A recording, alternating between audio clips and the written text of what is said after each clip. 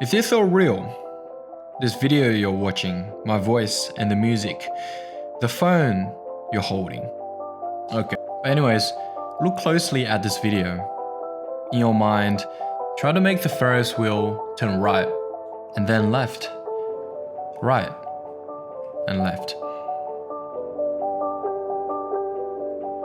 The direction of this moving train can also be wheeled forward and backward.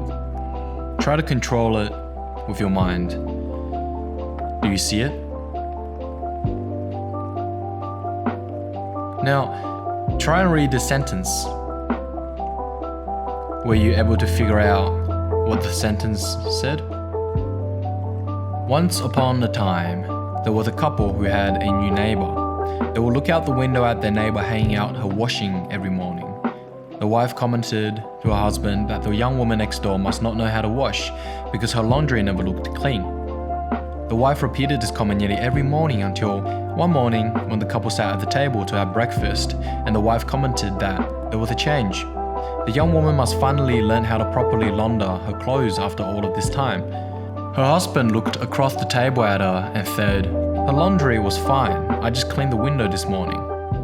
You see, it was the wife's perspective on the world that was murky, and that affected the way she saw the world. Maybe all of our perspectives are distorting what we think is reality.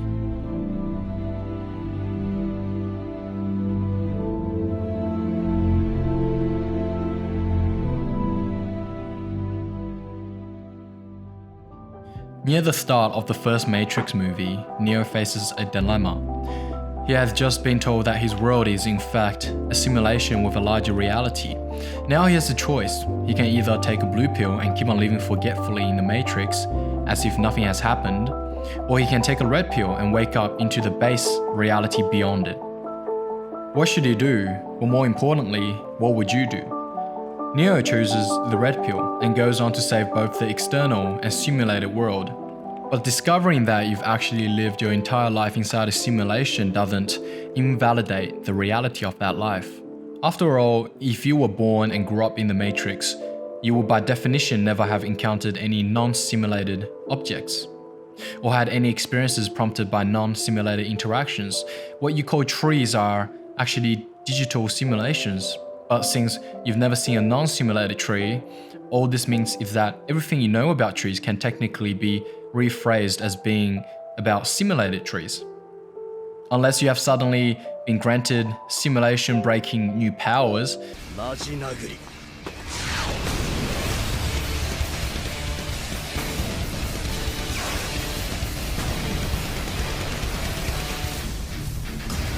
Like Neo, this revelation is no different to discovering that what you have been calling trees are technically a creation of subatomic particles or collapsed quantum waveforms or temporarily captured energy. In other words, if I will wake up one day and discover that I'm living in a simulation, I should not infer that the external world does not exist, or that I have no body, or that there's no tables and no chairs. Rather, I should infer that the physical world is constituted by these computations beneath the micro-physical level. There are still tables, chairs, and bodies, but these are made up fundamentally of bits and of whatever constitutes these bits. Even though this world is created by other beings, it is still perfectly real. In many ways, it is equivalent to thinking that our universe is created by a singular divine being. And so it begs a similar question. If you turn out to be one of these super powerful entities that can create a reality, what kind of risks and responsibilities accompany the godlike powers associated with operating these simulated worlds? Given that Facebook has recently changed its name to Meta in honor of the immersive environment it plans soon to unveil, the question of what it means for corporations to operate realms in which they are close to gods will be the question we'll have to ask. If you think that privacy and manipulation are already a problem on current social media, they're obviously going to have the potential to be much more when it comes to virtual worlds controlled and created by these same corporations. All this potential is even greater once we recognize that values, experiences, objects, and interactions at play in such worlds are actually real. In fact, the questions that matter most are not about reality and unreality at all, but rather about the kind of experience, agency, and opportunities afforded by any environment we are responsible for. Let me ask you another question. If these VR spaces are genuine realities, ones where you can have meaningful experiences, what kind of meaningful experiences are we going to have?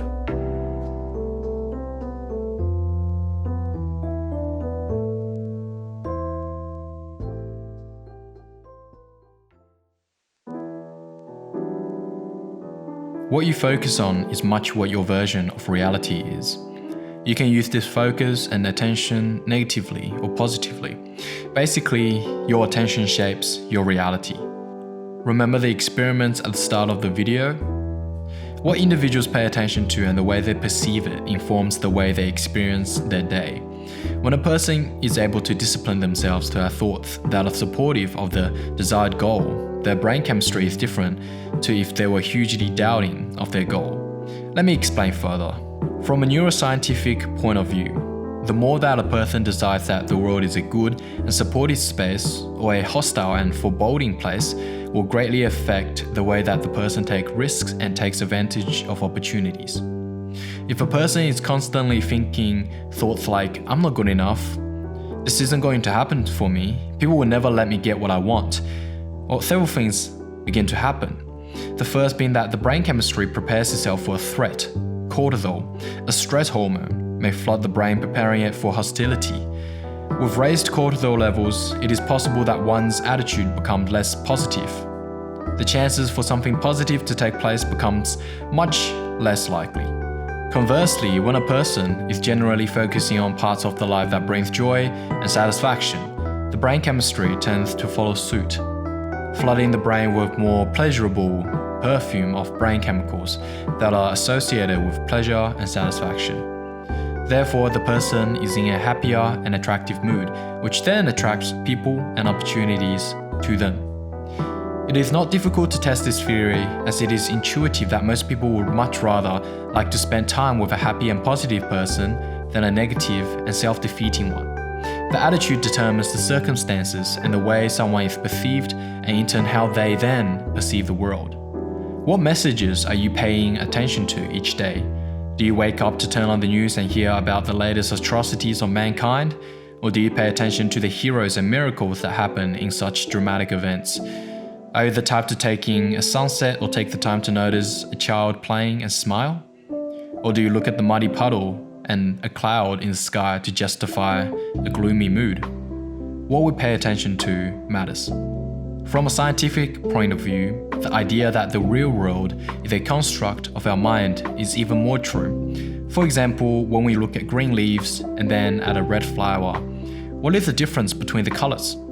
In the real world, colors originate as light photons that travel at different wavelengths. Our brains are geared to see photons traveling at different wavelengths as different colors, but there is no color in the real world. Rather, they are photons that we believe are all identical. When someone mumbles a word, without our knowledge, our inner brain can change the mumble into a word we can understand. For example, if someone says, I went to the bank to get out my money, we will hear the word money. On the other hand, if someone says, the bear came into my kitchen and ate the honey, we would hear the word honey.